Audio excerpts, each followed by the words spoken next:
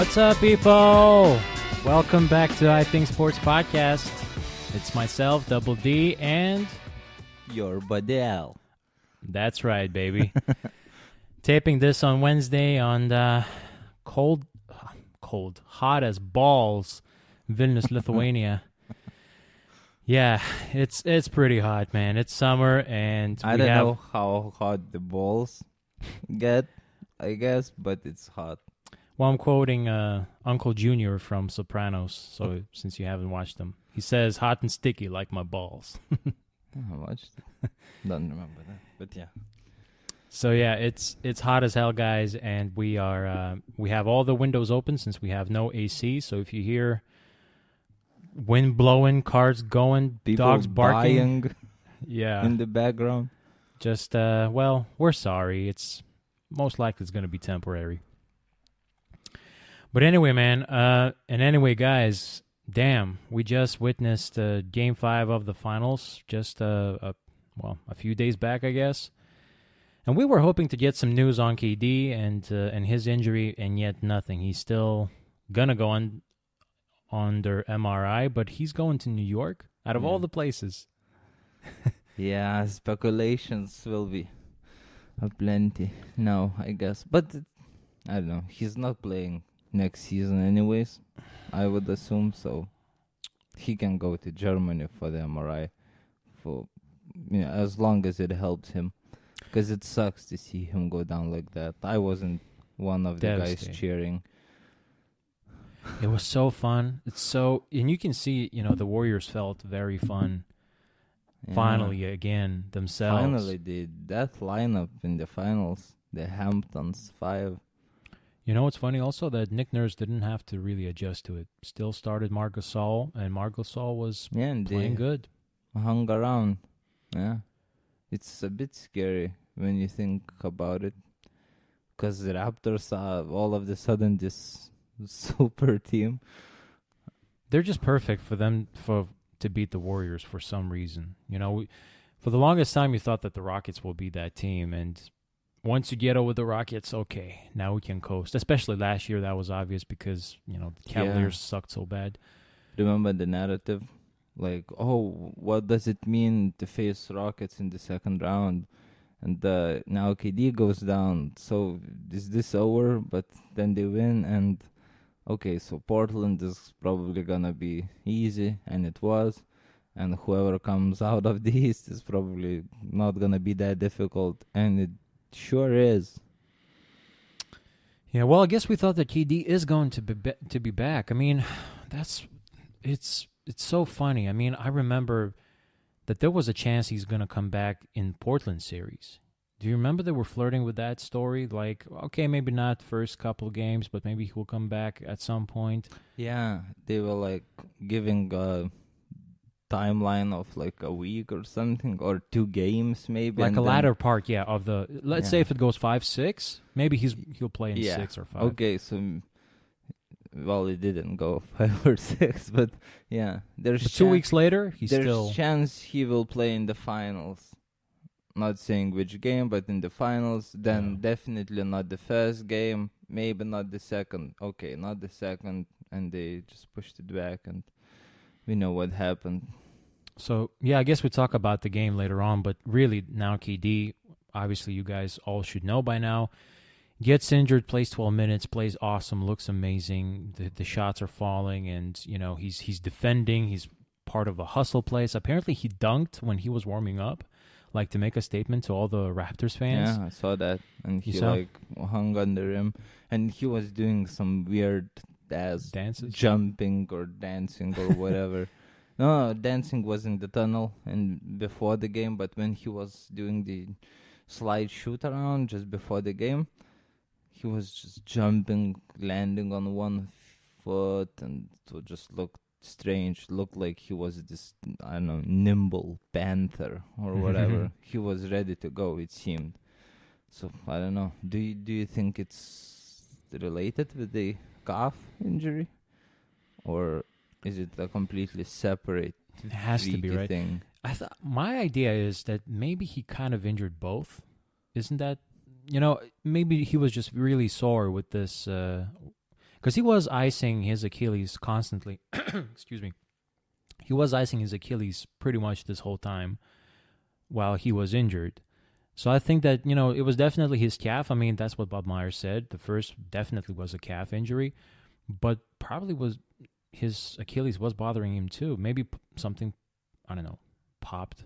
I don't even know what that means when the people say popped. I mean, when it pops, usually means it tears.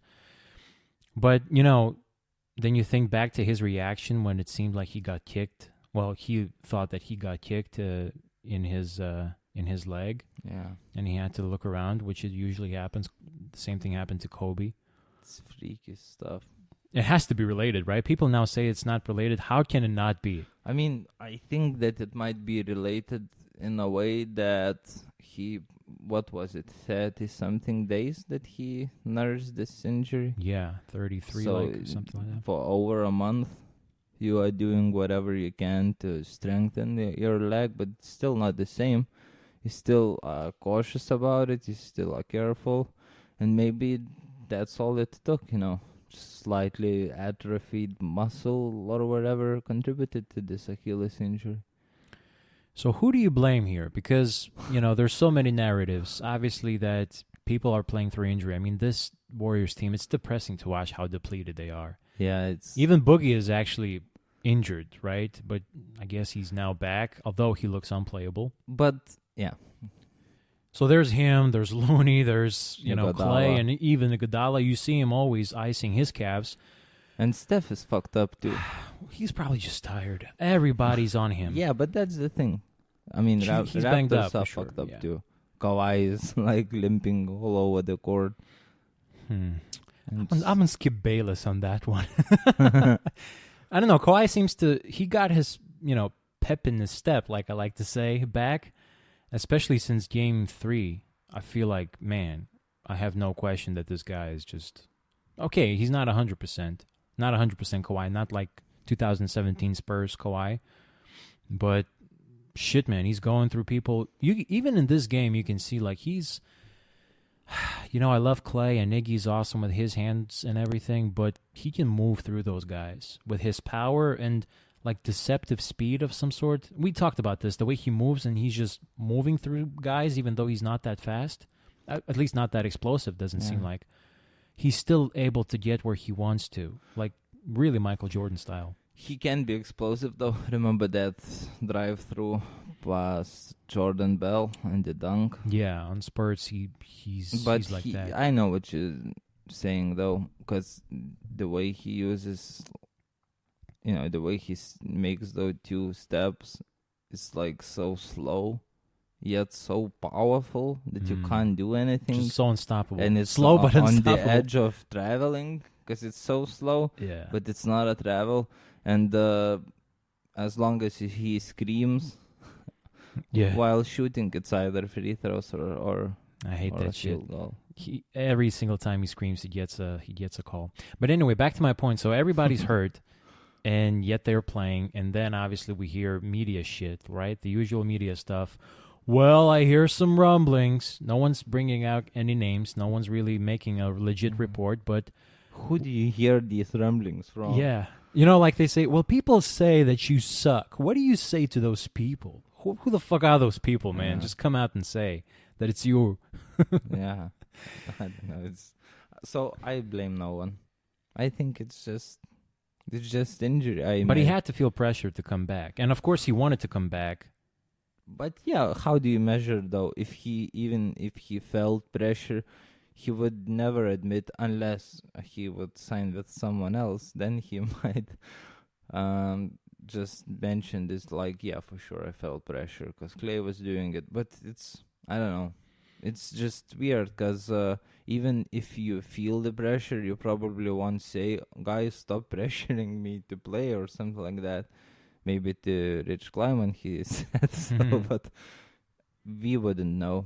And I think he definitely wanted to play because KD, for sure, behind all that childish whatever Twitter nonsense personality and the fake guy persona that he sometimes throws out there, it really seems to me that he's just the guy who likes to play ball.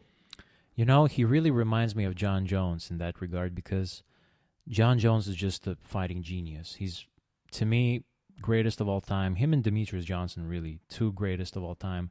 But John Jones is just known genius. Just everything that he learns immediately, and he applies to the fight, championship, stakes, whatever. He's out there executing and winning.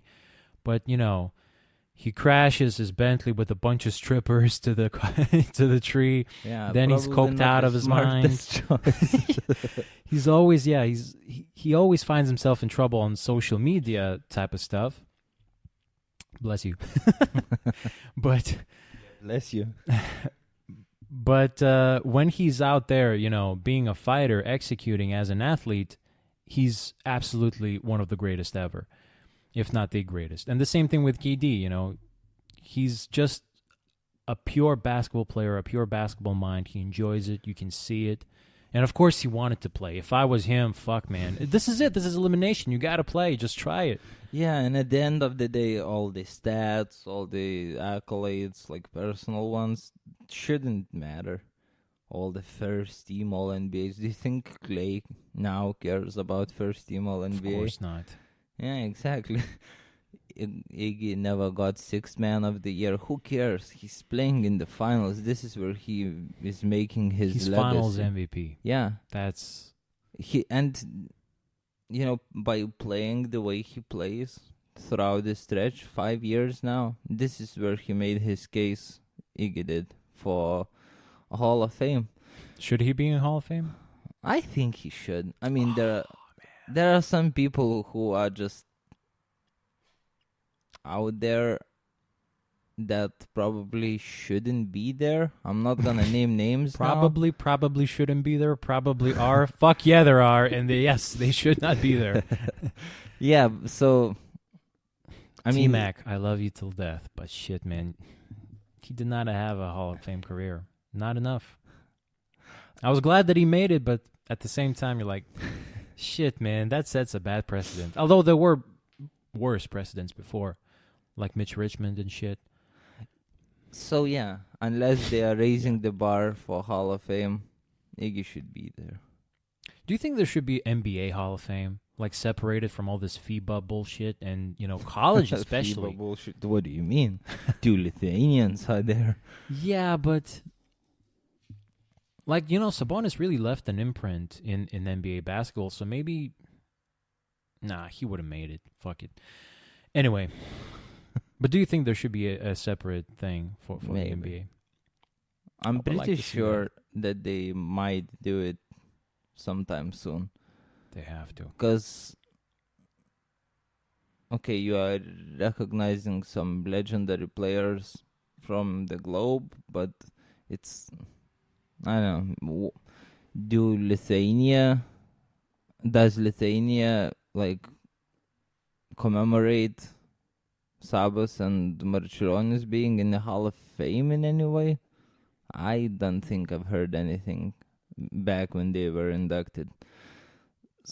It's an don't NBA. Emphasize it. It's an NBA thing. Yeah. You can have this FIBA sort of Hall of Fame too, and I don't know when you would have the ceremony or whatnot, but it's Probably bit somewhere weird. in Switzerland.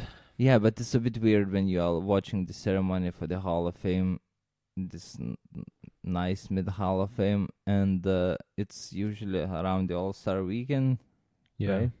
And it's an NBA thing, but there are some guys who hadn't done enough on the NBA stage, so that's weird. So have it celebrated basketball, but also NBA always had their own league. They were always regarding themselves at their own.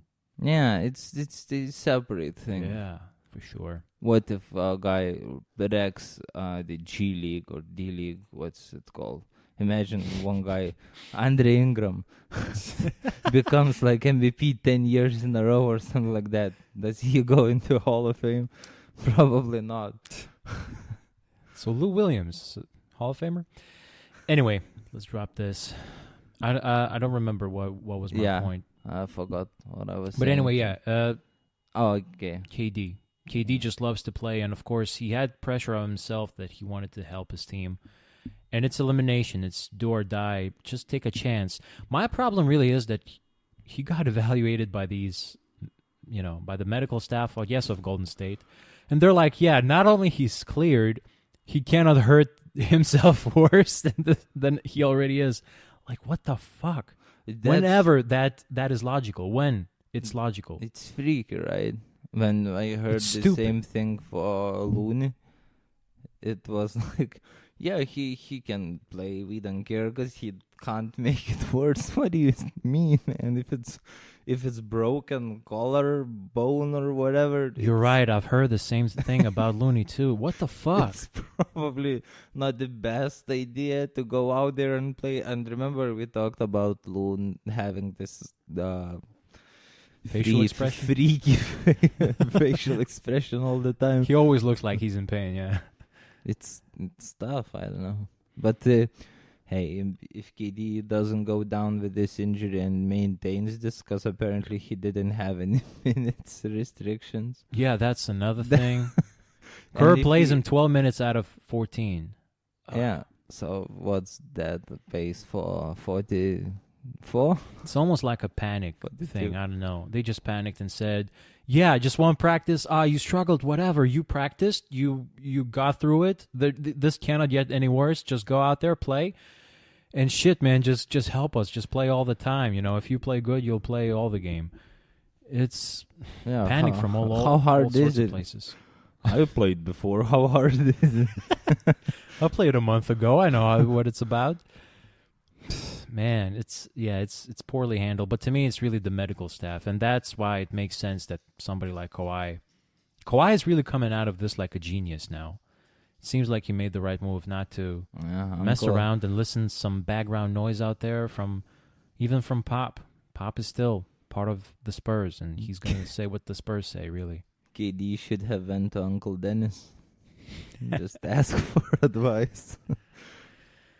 So yeah, I guess there's nobody to blame, but everybody to blame just a little bit.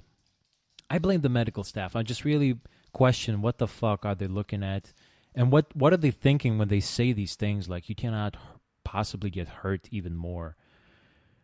When does that ever make sense? You literally can worsen the injury, like randomly.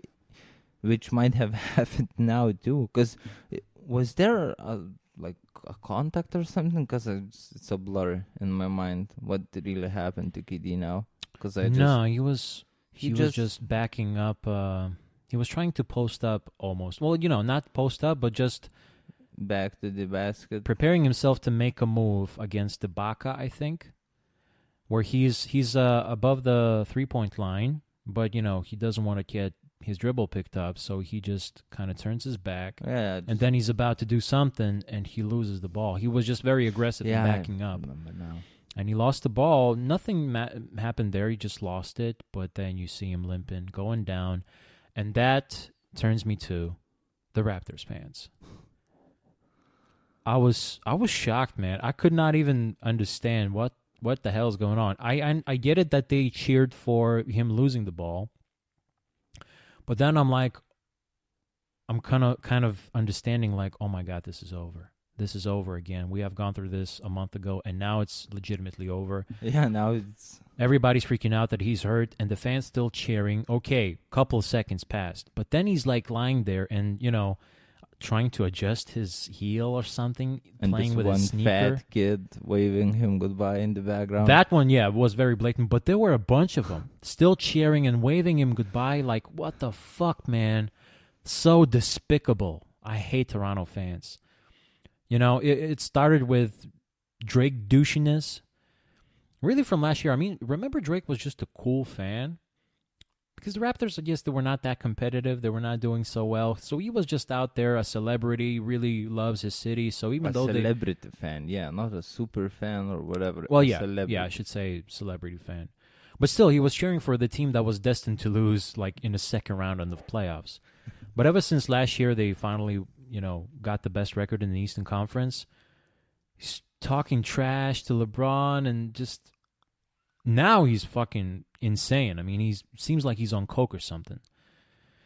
And might be. On top of that, you put these fans, and what's so a shame that such a shame that it was an awesome environment. They do that international thing. You always see that in the national competitions, tournaments, when they, roll out the flag and go across the fence. That's so cool to watch. Yeah, I'm not as mad about Raptors fans and them cheering maybe as I should be, or as many people are, because I think so I know that you're a fan, but you're kind of like I'm for a soccer fan. I'm just root for a lot of teams. In NBA, I root for a lot of teams, but I just watch it, and I don't have a dog in a race. But let's say Liverpool, like last year when Ramos stepped on. Actually, what happened? I don't remember. But Ramos he injured Salah. I don't know. Probably there's a UFC move. he grabbed his arm, locked up the arm with essentially his armbarred elbow him. And just threw him out there. Yeah, yanked him. And so could you imagine like all the Real Madrid fans just cheering and waving Salah goodbye? See, that's the thing. I think that US fans, NBA fans are not used to this type of fandom yet. Because to me, what Raptors fans did this year... Well, soccer fans are more violent. Yeah, they're definitely violent. They wreck everything in the streets prior to the game. But during the game, they understand it. And if a person goes down like that, even if... Obviously, you are gonna boo and you're gonna spit and whatever. Obviously. Because you think that the player is faking in football. Yeah, football. For sure. Because that happens 85% of the time, maybe. But when you definitely see that it's a major thing, you would immediately, stop, and everyone would stand up probably and cheer for the guy when they're taking him out or whatnot. And they always do. Yeah, at first it's all I guess soccer is not the best example because yes, we always believe that they're pretending to be hurt. Yeah, so the first reaction is "fuck you, you fucking actor, scumbag." Half a face is yeah. Then you see the replay and you're like, "Oh shit." One leg is lying out there. Just stand up, you fucker. But the NBA fans, they are not as crazy as the Raptors fans has been this playoff run. Because they have these Jurassic Parks all over the country and even in the US, and people are shouting Raptors in 5 or Go Raptors at the music concerts and things like that. That's cool. And they were traveling to Oakland in bunches. Yeah, that's the main point I'm trying to make here, that they traveled to Oakland like pretty far, right? Yeah. So you got to be kind of devoted to travel all that distance. All right. So you say that they're so passionate that they... I think that they are just not used to this type of stuff because maybe there are a lot of new fans there and they saw KD, and obviously the first thought in a lot of people's minds were, oh, okay, fuck it, this guy is gone, so that's cool. We might actually close out this game. So I get it for a couple of seconds. Yeah, but they fucked up because they kept cheering and kept waving. And waving, yeah. Fuck KD chants in those Jurassic parts outside the arena. It's just ugly. Out of all the people, Canadians shot themselves in the foot with this one. And now they're branded like douchebags of the... They're right up there with Salt Lake City fans and stuff, and Boston fans. Boston fans. Yeah, saying like, dirty motherfuckers. Yeah. Yeah, and I don't mind that. I don't mind people, even, the Salt Lake City fans, when they go and they say fucked up shit to two players and all that. But this, when the guy is injured, and especially, when injuries happen like that, I always remember Derrick Rose when he played Philly. And was that in Philly or was that in Chicago now? Maybe it's a bad example because it happened in Chicago. That was game 1, right? In 2000. I don't remember Derrick Rose's career like that. Okay, maybe that's a bad example. But I just never remember when somebody goes through a deep shit injury like that can be career altering. Everyone's shocked. Everyone I know just one prays. thing. that it's never ever, even if it's a minor injury, even if a guy is faking an injury, whatever, it's never a cool thing to wave him goodbye, because you never know what he's feeling. So fuck you for waving. Yeah. You can wave a player goodbye when he gets a sixth foul or he's ejected from the game. Yeah. That's cool. That's all right. Yeah. But keep your hands in your pockets. You're laughing at somebody's pain and exactly. So, and it's career-changing pain. I mean, he's not going to be able to come back from this easy. Well, I mean, this injury changed so many storylines in the NBA. You can't even imagine. And you can't even grasp right now how many different paths in the NBA's world disarranged. Starters got thrown out of NBA TV. People are selling Nike stock because... But are they getting thrown out? I'm not... Why are we talking about starters? But are they getting thrown out, or are they just going to the bigger leagues? I don't know. You don't know. But it was a good run, 6 years. So shout out to starters. For sure. Shout out to everyone, even you, Trey Kirby. You kind of suck, but whatever. Also Trey. Yeah.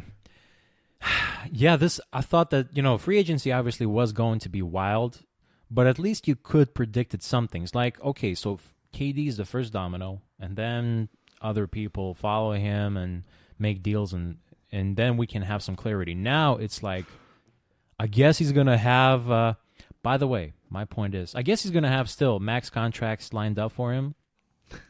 But do you think this injury Knicks, now... salivating. Knicks are just like, yes! This in Greece, though. For sure we're getting him right now. Do you think that there's more chance now, because I really think so, that there's more chance for him now staying with the Warriors? You had that initial idea that perhaps he's going to pick up the short-term contract, but do you think he can now pick up a long-term one with the Warriors? I think so, yeah. Especially, you know what? Especially if... what's the guy's last name? I forgot. Bob Myers? Yeah.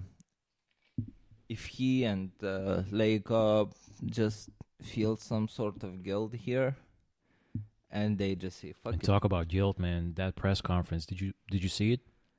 Yeah, but I think... Oh, right, you did. Yeah, I don't think it was guilt, though.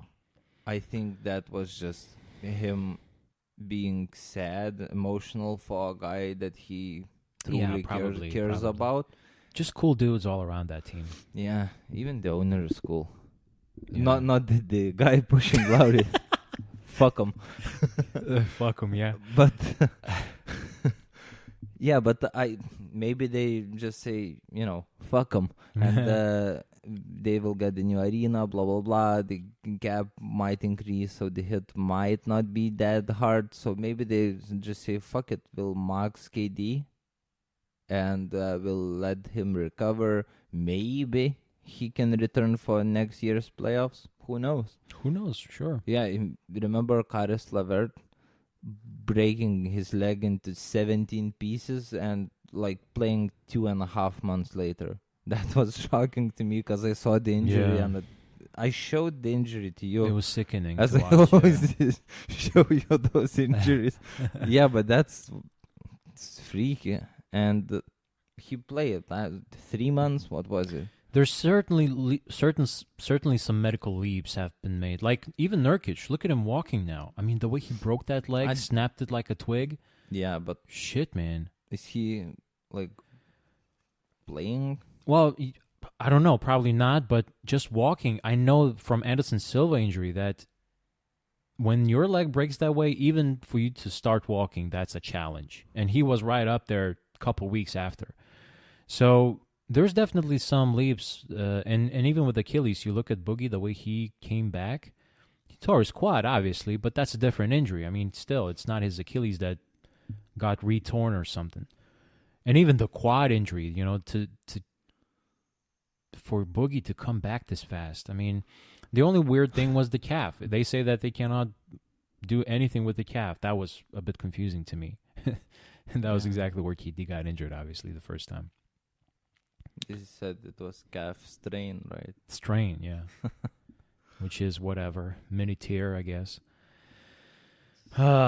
But yeah, the Bob Myers and just everyone, the way they were shook up and really just stood up for KD, Clay and Steph, man, they were all so bothered by it. They were just so touched and Boogie was being Boogie. One of the better interviews in years. Yeah. I choked up when I saw Bob Myers, being that emotional and just that heartfelt for the guy.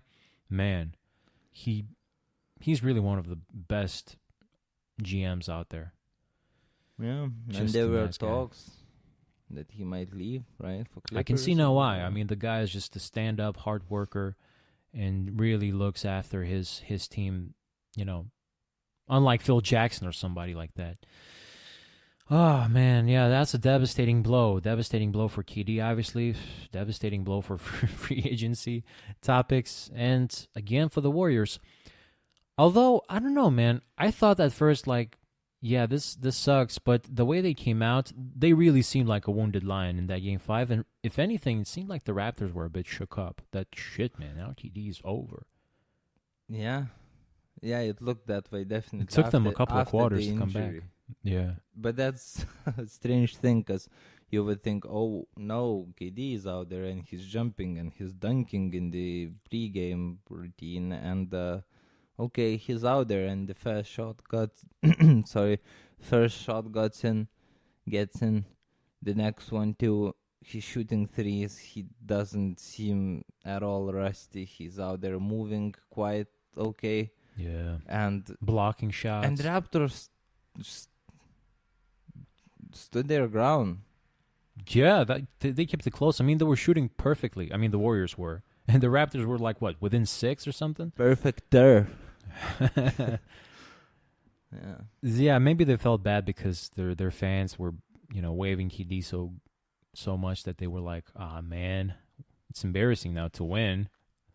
So I guess they stepped off a gas pedal. But I really think that now maybe this can help the Warriors in a way that, of course, the hardest part, it's almost done. I mean, the hardest part is win all 3 games. But out of all these 3 games, really Game 5 is probably the toughest one because you have to pivotal shift the momentum on the enemy territory. And obviously with the guy that you were hoping to get him back. But now there's certainty he's not coming back. There's no more, well, we lost, but maybe he's going to be back for Game 3. Well, we lost, but maybe he's going to be back for Game 4 and shit like that. Now it's over. He's not coming back. Maybe they can just really focus on protecting their home court, last game in Oracle officially, and then who knows what's going to happen in Game 7. Obviously, nobody does. But Raptors, on their end of the court, can focus on just going out there and closing this thing out. Well, yeah, they still felt like a better team. I mean, the Warriors shot, 23s, right? Which is second best. Made 23s, yeah, it's insane. 23s and they won by 1 point. It's ridiculous. I don't know, just looking at the box score, one of the first things I noticed after the game was Kawhi taking 6 offensive boards. Boardman gets paid. Yeah, he was looking lethal out there. It's crazy because Warriors only had 6 offensive rebounds themselves, and Kawhi matched that on his own. And Kawhi is just, his rebounding is so underrated in this series. McKinney. Yeah, almost as good. No, but really, they missed McKinney, the Warriors did. What did he play like? Has he played? 2 minutes. Oh, shit, 2 minutes. minutes. But he was +5 in those 2 minutes, though, so that was a key stretch. I mean, I know it's a joke. I'm talking about Alfonso McKinney, but he's a good offensive rebounder. Just a rebounder in general, but especially in offensive end. And yeah, not to get too many of those, that's a big blow. And allowing so much from the Raptors. Yeah. And making so many turnovers. Again, 15 turnovers. How they can fix this, man. Yeah. Steph is just, he's such a great, it's almost like he's a basketball genius, but yet you realize that he's not when he's making so many stupid mistakes, just nonchalant passes. Well, it's too much pressure on. I guess, yeah. I suppose. He's got a ton of bodies that play physical. He doesn't get a lot of calls. And it would be one thing if he was playing without KD the whole season, because then you get used to those double teams more. And now he played the entire season, and when did KD got down? Houston Games 5. Yeah. Yeah, so half the playoffs he played with KD. I mean, Portland was not defending. I mean, we joked about this. Like, Miles Leonard was miles away. Yeah, so so he didn't get an opportunity to get used to the defense. That Raptors are playing fantastic defense. So much effort. It's insane. When people start saying that they are playing hard than the Rockets, I really didn't. I wasn't agreeing with that too much because the Rockets really played hard defense on the Warriors. I remember PJ Tucker. Yeah, but then you think, okay, PJ Tucker. I mean, Harden, nah. Everyone, without exception, on the Raptor squad, fuck yeah, they do play hard. Every player can shoot threes and play defense. That's a killer team. Yeah. And you look at Iggy. I love Iggy. But 3 points in game 4, now 5 points in game 5. Iggy, if you're going to miss a shot, at least make a wedgie, man. You shot those bricks. Come on, we just need 2 for the starters. Starters are out. Final season, come on, 2 baby. 2 wedges, right? 2 wedges, yeah. Yeah, Iggy's just, man, when he shoots, especially when he shoots and he like kicks his legs to the side, it's like, obviously, you don't know what the fuck you're doing.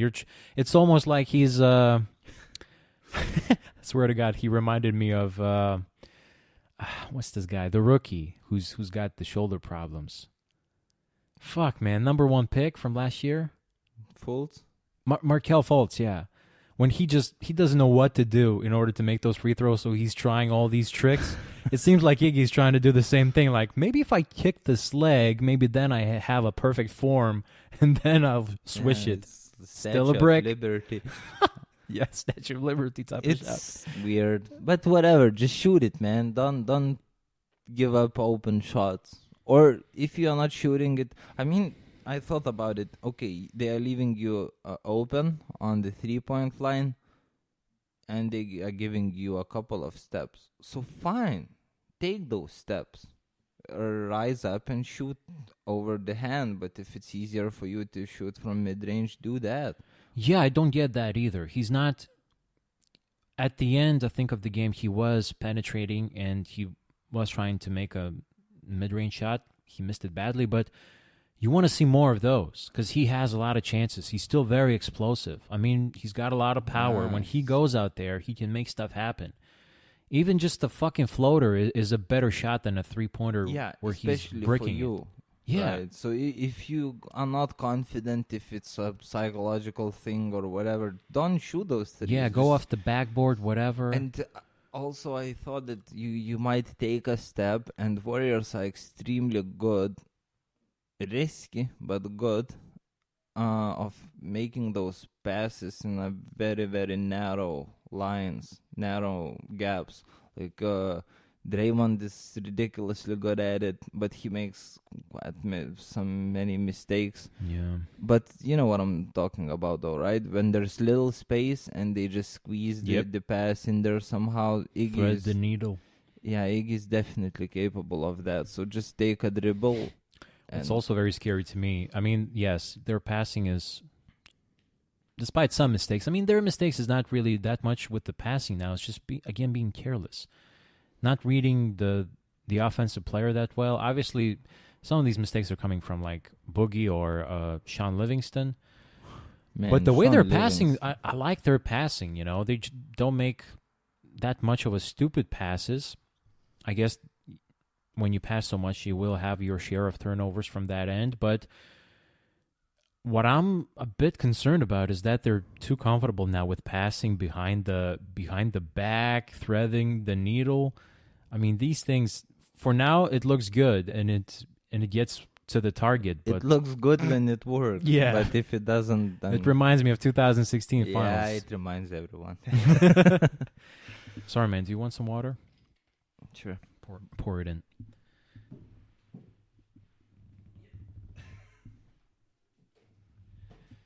Sorry, guys. It's hot as hell here, so we're just replenishing on water here. You need to stay alive. Yeah, so I also wanted to talk about Nick Nurse, actually, because a lot of people made these points about him, calling a timeout. Jokes. And jokes, yeah, and basically that, he cost them a game. I watched the Lithuanian broadcast. So these guys, is Did just... you really? Yeah. Okay. Because I wanted to get up as soon as possible and watch the game, so I wasn't waiting for any illegal streams. So, yeah. That's a joke. That didn't happen. So I watched it there, and obviously that's just as good. They're commentating the game, but they're watching TV essentially themselves. They're not there in fucking arena. So they don't know what's happening. For a lot of times, they're misinterpreting stuff, and it's just, they're so confused. It's disgusting sometimes. So in this one, I was just so hyped up. And actually at this time, I was so depressed that, Kawhi was turning into Michael Jordan. So I didn't realize that Nick Nurse called a timeout. But I thought if he didn't, Steve Kerr would have called a timeout, right? I get it that his decision maybe wasn't the best, but it's not like this timeout caused them a game. There would have been a timeout despite anything. It was louder, though. Not Nurse. Is that for real? Because I've heard that this is a speculation. Right? Yeah. I don't know. I read it. I believe it. Twitter. Fucking Larry, man. God damn it, Larry's just so bad. But it's, I don't know, it's revisionist history a little bit, because, oh no, you're gonna kill the momentum. Well, imagine Lowry making that shot, that three, they called it desperation three. I don't know, it was an alright shot to me. In NBA Finals, last second, you take that shot. Lowry from the corner. I saw on Instagram, I think from Basketball Forever. Shout out to Basketball Forever on Instagram. They always produce some nice, posts out there that are laughable. And it's Kobe shooting over 4 Golden State players. And the guy, I think that was a tweet that they reposted on Instagram. And the tweet was from some other guy, and this guy says, Kobe would have died of suffocation shooting over 5 N-word Warriors than passing to Kyle Lowry's fat ass. I was like, so true, man, so true. But, But did you see when they asked Kawhi post-game? Yeah, like he laughed it off or something? I didn't actually see it. Well, they asked, like, a lot of people thought you were gonna take the last shot, so why did you pass? And he was like, well, 2 guys came at me. It's not easy to shoot over 2 guys. I didn't know if I could get a shot up. Kawhi is such a cool guy in this way, in this regard, that he keeps it real. Yeah, he doesn't give a fuck. He's just... Literally. He's a basketball... I mean, he's... No pun intended, really, because this was overblown so many times, but he is a machine. He calculates all this stuff really well. He's got a high basketball IQ, gotta say. Impressive player, not just his... Yeah, exactly that one. We're looking at the post now. But, yeah, he made the right play, unless he could have shot immediately. Once he saw that Iggy's, coming to him, then he probably could have taken a shot. But really wasn't a problem that Kyle Lowry shot that one. It's just they were not down by 3. They were only down by 1. You should have passed to Marc Gasol out there. Right. So down. Remember when we talked about Lillard's shot, and I said that when you are down, the game winner is way more impressive to me. Yeah. Because the stakes are much better, and if it's a last second buzzer beater game winner, then you either win or you lose, and that's the thing. So it's not that smart, though. I mean, it happens because you are sort of forced to it, and in a way, Raptors were forced to take the shot too. But I don't know. It wouldn't be the worst for Kawhi to still try and rise up and just take the shot. I think so too. Leaving a couple of seconds on the shot clock, because you might get a tip in, whatever. Because if you are making it the last second, you don't have a second chance, and if you miss, you miss. I just don't remember when exactly Iggy, at which part of the court did he started doubling him. It was just at the top of the key. So a normal shot of Kawhi, essentially. Yeah. He could have checked that up.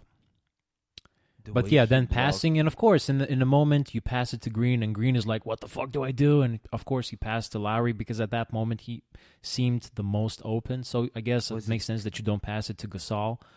But Gasol was, he had Draymond under him. He could have overshot over him, no problem.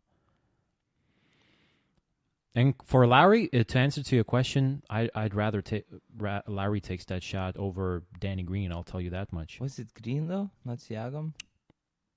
I think it was Danny. Maybe if it's not, if it was definitely a paler skinned player out there than Siakam. I think it was Green, but maybe it was Van Vliet if he was playing. I think it was Green. Might have been Valanciunas for all we know. So yeah, Lowry taking a shot, I don't mind. Lowry's not a big shot maker. He did surprise me with a few big shots against Milwaukee. He had some big moments, I guess, in this series too, but to me, he pretty much sucked all the way through. All I see him is complaining to the refs, even when he got that technical for Draymond, when Draymond actually got that technical, which we should talk about, by the way, as well. When Draymond started fucking going arms in the air, he threw the ball away. I saw the angle where Lowry is immediately reacting like, "Yo, ref, what the fuck?" Almost like complaining, give him a technical already. Trying to win at all costs. Man, being a bitch, that's what he is. I gotta say, to me, that Kyle boy Lowry is is so thick. He has a big ass, and he is a little too bitchy for a guy. So he's a strong motherfucker. Whenever you try to post him, he's shit, man. He's one of the strongest out there. Good luck posting up that guy. He's definitely more powerful than he portrays to be. He portrays to be this whiner, like Eric Gordon or some shit. I don't know, man. I don't mean to ruin this for Warriors, but I think that Raptors actually have unguardable move. When point guard usually or a shooting guard, well, Harden actually loves to do it. Especially when Utah was defending Harden like this from the back. Yeah. Almost from the back, so just like sideways. So, when Chris Paul loves to do it as well, when you pass the first defender and you just block him with your body ass. Mm-hmm. So that's an unguardable shot if you allow Regis to do it all the time and nobody can get that. I thought you were serious, but now I see. What's your point? Yeah, Raptors do that. That's unguardable. Draymond blocked the shot. He did, man. Damn, he's so good. Guarded two guys at the end and still got those fingers there to deflect the shot. Because who knows? Maybe Lowry makes it. I'm shitting on him right now, but shit. This could have been over. But Draymond got a 6 technical, which right now, if you're the Raptors, your pure goal should be, sole goal is just... let's get Draymond so crazy that he gets himself, not ejected, but, just somehow gets that technical. And he's done for Game 7. Because then, I don't care. Game 7, it could be in Oakland. They're not winning that game. Draymond is, I cannot imagine the Warriors without him. They would get stuck. They would get fucked. 30-point blowout. What do you think? Who's taking Draymond's role? McKinney? Iggy? Jerebko? Boogie maybe, man. Boogie, shit. Yeah, sure. Boogie is going to be this point forward now. But what do you make of him? Boogie he stepped up again. Yeah. Fucking Boogie. Fuck him. KD. He stepped up in the more ways than one. Press conference, yeah. Trash. So trash. Yeah, that was awesome for him to listen. Yeah, he speaks his heart for sure. But, he finally did not start the game because KD starts. They start with a death lineup, but they don't even bring him from the bench. The guy who goes from the bench is Kevon Looney, actually. So Boogie's sitting out there and just giving the stink eye to everybody, really looking pissed off, and then obviously KD goes down, and he stepped up big time. Again, just like in Game 2, this guy kind of saved the Warriors, even though he got a couple goaltendings out there and on both ends of the floor. Then the illegal moving screen. he could have cost them the game just as easy, but shit, man, he was instrumental in this Warriors win. And I just wonder whether we're going to see a dip in Game 6 now, or maybe he's actually going to improve. Because to see a dip after a Game 2 like that, it makes sense because, well, he's improving, you know. So there are setbacks, there are better days, there are worse days. And now it seems like maybe after a better day, there can be even a better day. Just part of a improvement, you know? He just has to improve. And Draymond has to score more points, take probably more shots, or even preferably just go to the free throw line. He didn't take one free throw this game. Shot 9 times because you don't want to take away shots from Steph and Clay. If I'm Steve Kerr, I just might as well say, you know, guys, just throw up 35 shots. For Steph and 30 for Clay. Yeah. And just shoot it. Shoot it every time you can. And if you can't, still try to shoot it. And the other guys, Draymond, Boogie, you just have to be aggressive. Try to draw as many fouls as you can and play smart. Because Boogie took 8 shots. And they can do that. Playing at home, they can definitely do that. Sure, but I mean, it just has to go their way because another one of Ibaka's 20-pointer or Marc Gasol stepping up and making threes. Never know when Bleed might catch fire again. Siakam ain't gonna score 12 points every game. He might blow up. So, I don't know. Just it has to go almost perfect for Warriors to win against the Raptors. It's crazy for me. It's crazy, but yeah, that's how quickly things change, right? I mean, did you think that the Raptors can make it this far? I mean, I know that we predicted the Bucks getting out of it. I'm still waiting. But did you think, like, if not the Bucks, then it's going to be the Raptors? I thought it was really though. Oh, really? No joke. I thought it was going to be Celtics maybe. If not, then maybe Bucks, Raptors, and Philly. I was like, meh. I kind of believed in the Raptors, but I did not think that they can do what they did against the Bucks. Like Insane. this. And after that Game 3 against Philly, yeah, it seemed like shit. Philly cracked the code. And that's the thing. Yeah, because you played in Game 7 against Philly, and that Game 7 sucked. It was all Kawhi. Didn't Raptors lose the first game of the playoffs to the Magic? To the Magic, yeah. They did. So just a roller coaster ride for them. Down to 0 against Bucks. Yeah. People also.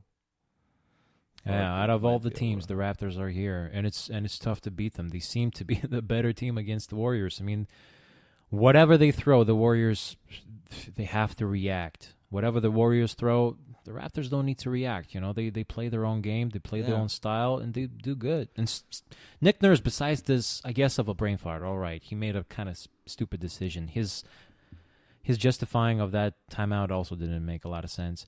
But, you know. What did he say?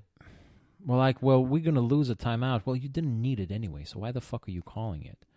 And I thought that either way, Steve Kerr is going to call for it, so, you know, whatever. It happened what it happened, but it seems to me like he's out coaching Steve Kerr. And Kerr is amazing in these finals, too.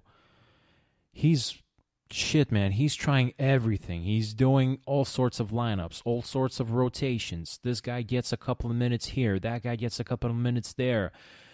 And he's doing a great work with all the tools that he has. And, yeah, man, he doesn't have a lot of great tools. So it was awesome to watch both coaches really just going out of their way to coach in these finals and try to find the edge. But Nick Nurse, to me, seems like he's coming off like a better coach in this series.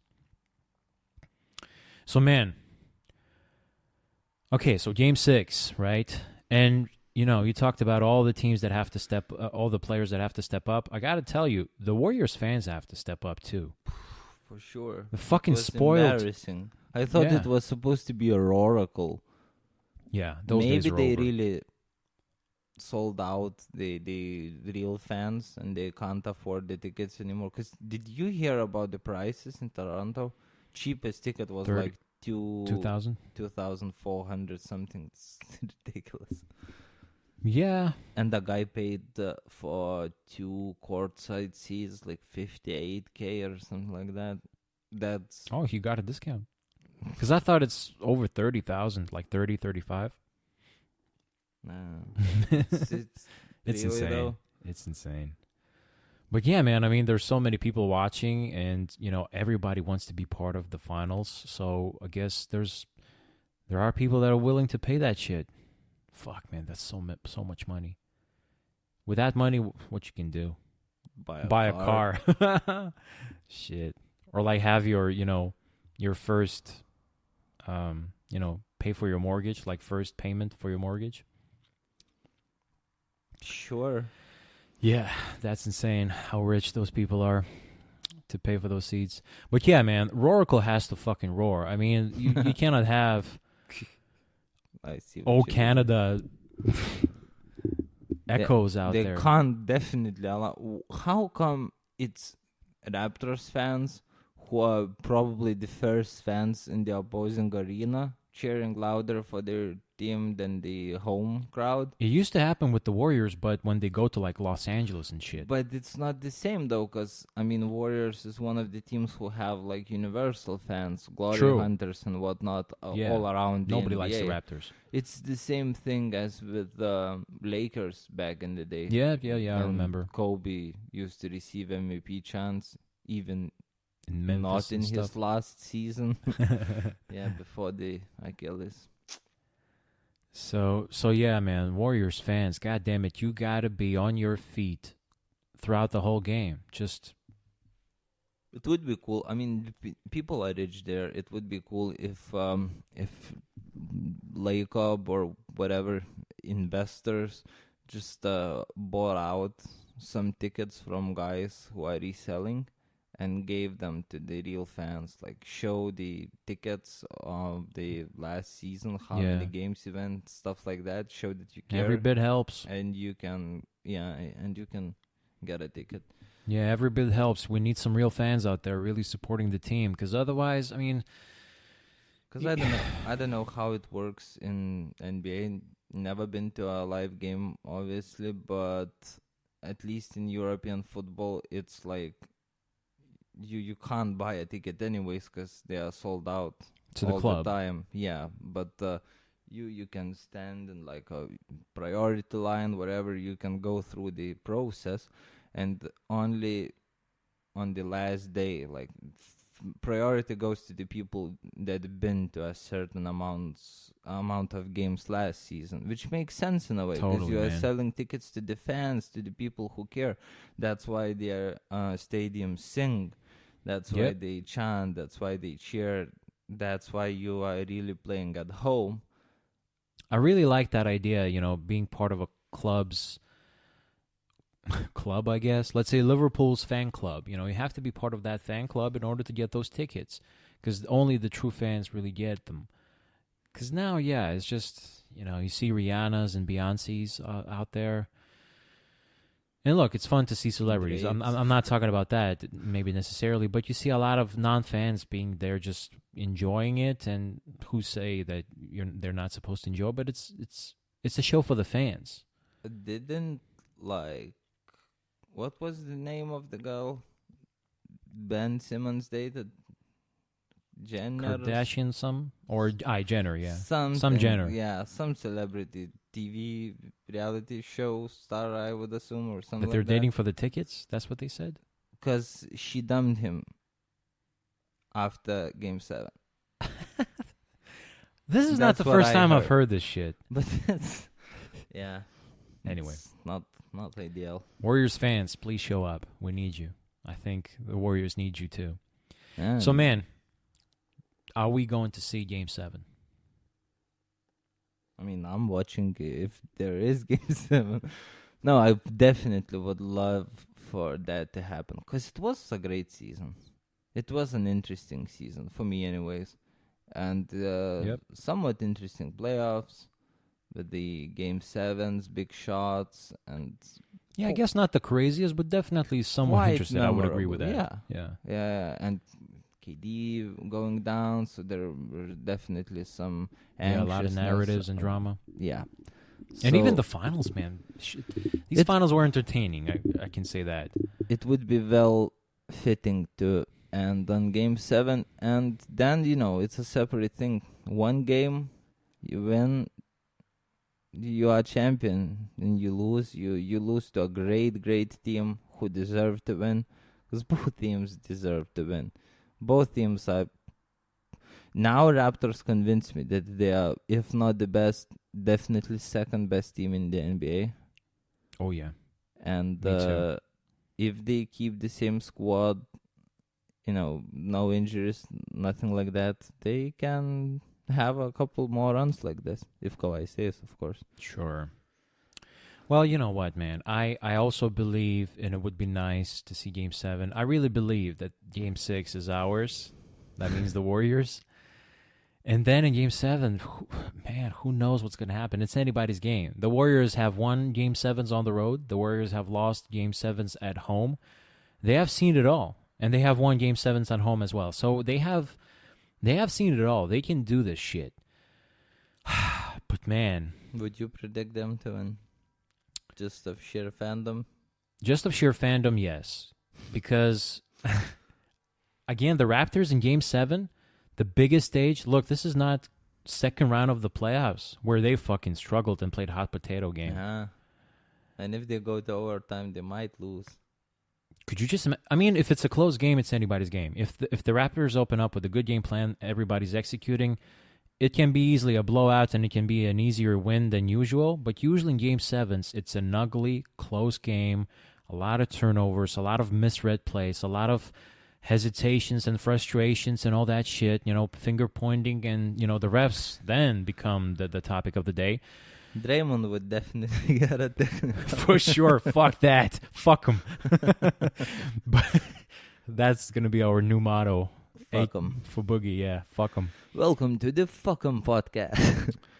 So as a fan, of course, I believe it, but looking at this objectively, I still think that the Raptors can close this in Game 6.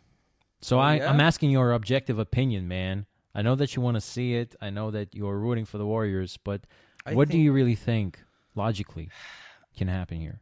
Is going to happen? Okay, so I was almost sure that Warriors might win Game 4. I really thought about it. That was a hard one. Okay, you gotta win this one, because if you lose, then you probably lose the whole thing, because 3-1, it's fucking hard to climb out of this hole.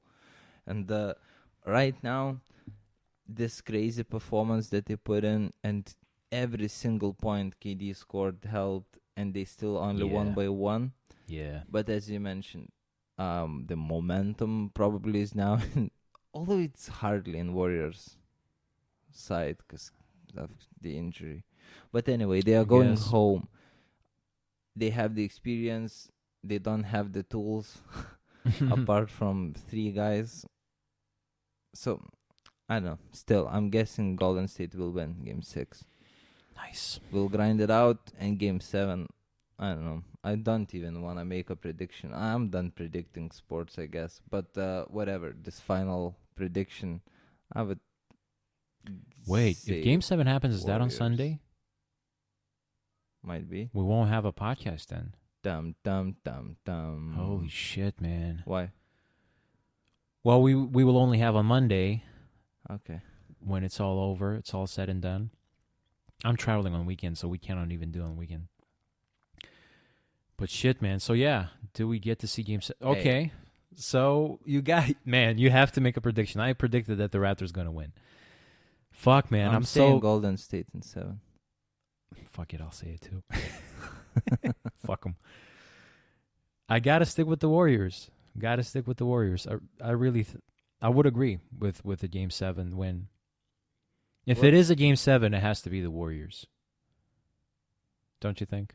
Well, that's the thing. No, I don't think. I easily see Raptors winning Game 7 too, because it's a guess. So. It is something different about those Game 7s, right? It's just... Sure. Something's in the air. I mean, it's almost like everybody's poisoned or some shit. It's just... But how... Okay, next season, I'm definitely preparing better for these podcasts, so I have all the stats. I don't know how many games... we have jobs, guys, so sorry. I don't know how many Game 7s Warriors played in the recent memory. There was definitely Game 7 against Rockets, Game 7 against Cavs in the finals. And OKC. Okay. So, sure, all of them difficult. I know one thing. If you beat the Warriors, you never beat them easy. I remember that they lost. They gave fucking Spurs in 2013. The Spurs that went to the finals and could have easily won. They gave them 6 games. And the Clippers? That was in 14, 7 games. Yeah, 7 games, right? Yeah. It was 7 games. By the way, what is predicting for Clay? Because it's Game 6, man. Clay usually steps up. I hope that 10 threes. He's all right in this, but I hope he goes for 40 in Game 7, baby. Yeah. Man, if Clay would make... he was great. 7 of 13 3-pointers this game. What was last one? Probably scored 6 3-pointers too. I was so impressed. Really, we didn't talk about this, but I was so impressed the way these guys stepped up. Clay and Steph, those big shots at the big moment, and just with such confidence, swishing them. Definitely best shooting backcourt ever. Listen to me, Reggie Miller. It's not arguable. Don't ever say arguably the best shooter in the world, okay? Because it's not There's a discussion. No argument. Sorry, man. I like you, but it's not arguable. This is the shooting era, and these are the kings of the crop in that era. So, yeah, let's not even bring that shit. So Clay goes for 43, makes 10 threes. Steph is all right, too, and it's Game 7, baby. So, yeah, in one game, Steph has to go bonkers. Let's say Game 6. And in Game 7, Clay goes bonkers. And here we are. The Warriors are the champions. Hopefully that happens. We will we will summarize and review everything, whether it took only 6 games or 7 games. We will do all of that on Monday, guys. And we will celebrate the end of the NBA season. But it's June 16th. June 16th, so... Yeah, that's Sunday. Yeah, Sunday, so, yeah. Night from Sunday to Monday in Lithuania. Hopefully it's Game 7. We can watch it then and record it right after. Yeah, but we are talking about Game 7 like it's a short thing. So. It's destined.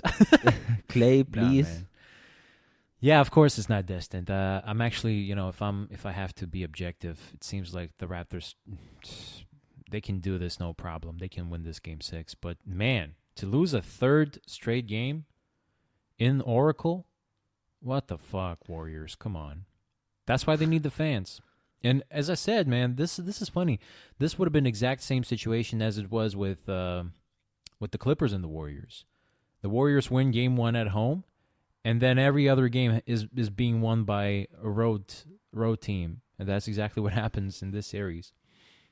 At least it's happening right now. So yeah, we need that one more home win right here, Game 6. All right, guys. So I guess that would be all. We watched it. We reviewed it. Sorry, there's no news on KD's injury. I guess there's going to be news by the time you hear this podcast. We can celebrate. Now we're on YouTube, so check us out on YouTube. Yeah, it's going to take some time to upload that stuff, but we will definitely upload it. The previous episode 38, is already live, so check it out. And for the first time, I can say, don't forget to subscribe. But yeah, shout out to France, UK, United States, Spain, always. I have some Spanish legitimate fans now. Those guys are constantly listening to us. So I promised you that I will take a look also at since UFC is taking a break, I thought that maybe Bellator is coming back with a decent card. And actually they are in Madison Square Garden. Rory McDonald fighting Neiman Gracie. And we also have Lyoto Machida fighting Chael Sonnen. Both guys are longer than a tooth, but whatever. Awesome fighters. And also, Kyoji Horiguchi is fighting Darian Caldwell. So it's a good Bellator card, starting with Dylan Dennis and Max Humphrey. Well, we all know Dylan Dennis. You know Sure Dylan Dennis? we do. He's a training partner of Conor McGregor. He actually, not a training partner per se, but just a jiu-jitsu partner. Dylan Dennis is a beast in jiu-jitsu world. So Bellator is like a second tier, like Europa League. Yeah. Holy shit, Eduardo Dantas fighting Juan Archuleta. So, it's a deep main card. With Ricky Bandejas and Patrick Mix. Okay, I don't know Patrick Mix, but Ricky Bandejas don't know Patrick Mix? It's always mixing it up. Holy shit. I just thought that it's Sonnen and Machida and, McDonald and Gracie, but it's a deep card, man. It's a stacked one. Well, figures. I mean, it's happening in Madison Square Garden. So, yeah, check out the Bellator one. And I guess if we have time and if we're up for it and we're not too drunk and caught up in celebrating Warriors' title, I guess we're going to talk about Bellator as well on Monday then. Wait, is Monday after that the day off in Lithuania? No. That's the next weekend. I mean, come on, Lithuania. Yeah, thanks for the useless information to our listeners. All right, listeners, so yeah, subscribe on YouTube now, and as I said, just pop me an email with your thoughts, who's going to win and who's good and who's not. As I mentioned before, that's podcast.its for iThinkSports at gmail.com. So we would appreciate your questions and make this more of an interactive podcast. Right, Al? Sure. I will answer a question. For sure. We will ramble about it. So thank you guys for tuning in. Thank you for listening. And as always, enjoy basketball until it lasts. Enjoy the sports. It's me, Double D. It's Buddy Al. Go play. Until the next time.